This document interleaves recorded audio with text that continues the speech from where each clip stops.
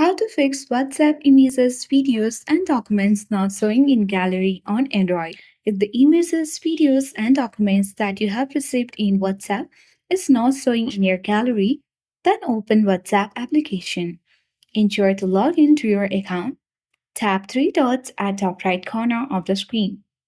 Select Settings. Open Storage and Data. Now locate the option for media or to download. You will see three options when using mobile data, when connected on Wi Fi, and when roaming. Select each option and checkmark the option for photos, videos, and documents. Tap OK and do the same for every steps or options here. Select when roaming as well and choose photos, videos, or documents and tap OK. Once you have done that, you need to go through all the steps. Come back to storage and data. Now open chats.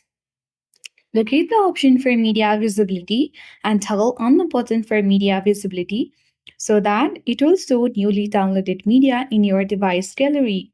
Once you have followed these two steps, your WhatsApp images, videos, and documents not showing in gallery on Android phone will be fixed. I hope this video was helpful. If it was, then like, share, comment on this video. Subscribe for more tech and tips. Thank you for watching and see you in the next video.